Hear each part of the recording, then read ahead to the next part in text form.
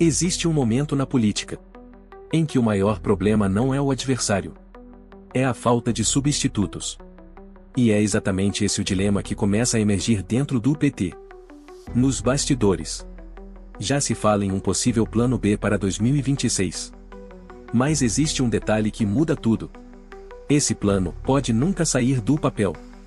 Porque apesar da rejeição, apesar do desgaste, apesar da idade, Luiz Inácio Lula da Silva ainda é, ao que tudo indica, o único nome viável dentro do partido.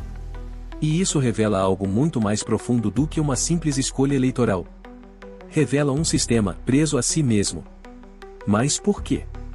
Por que um partido inteiro não consegue produzir uma alternativa? A resposta começa com uma palavra desconfortável: controle. Ao longo dos anos, lideranças foram neutralizadas, enfraquecidas ou simplesmente desapareceram do jogo.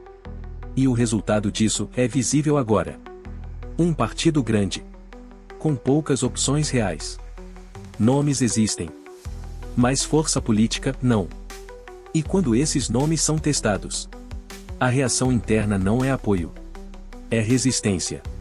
Fernando Haddad já foi candidato. Tem histórico. Tem visibilidade. Mas não empolga. Camilo Santana surge como aposta futura, mas ainda não convence como solução imediata. E isso cria um vazio. Um vazio que só é preenchido por quem nunca saiu de cena. Agora pense com frieza. Se nem dentro do partido existe consenso, como construir uma candidatura forte? E enquanto isso acontece de um lado, do outro, o cenário é diferente. Existe uma linha mais clara. Um nome sendo projetado com antecedência. Flávio Bolsonaro surge como continuidade. E isso muda a dinâmica do jogo. Porque eleição não é só sobre força individual. É sobre organização. Mas o problema do PT vai além da escolha de um nome. Ele está na incapacidade de renovação. E isso começa a aparecer em outro ponto crítico. A juventude. A nova geração não responde mais da mesma forma.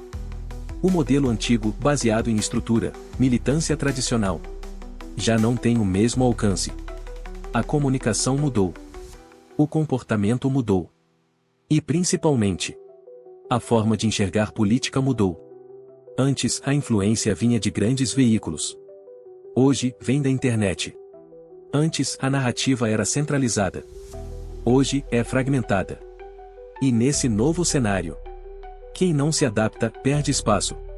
E é exatamente isso que começa a acontecer. A geração mais jovem não se conecta com a mesma intensidade. E isso não é um detalhe. É um sinal. Um sinal de que o tempo político está mudando. Mas existe ainda um fator mais silencioso e perigoso. O chamado risco de última hora. A possibilidade de manter uma candidatura até o limite. E recuar quando já não há tempo para reorganizar. Um movimento que, se acontecer, pode custar a eleição. E mesmo assim, tudo indica que não haverá recuo antecipado. Por que abrir mão agora? É perder o controle antes da hora.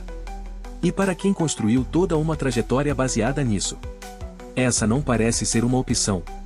Agora pare e pense. O que pesa mais?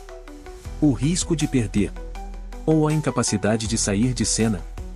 Porque essa é a decisão que está sendo desenhada nos bastidores. E ela não é apenas política. Ela é pessoal.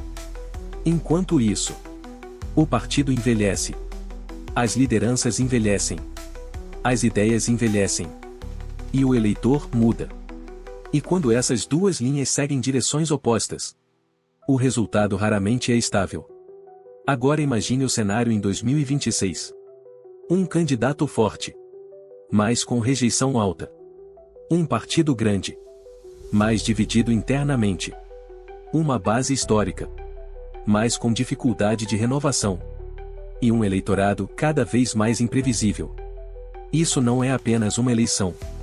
É um teste de sobrevivência política. E no centro disso tudo, permanece a mesma figura.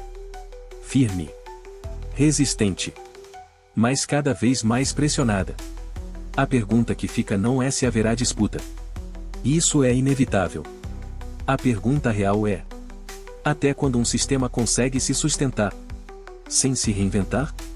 E quando a resposta chegar, ela não virá em forma de discurso. Vai aparecer nas urnas.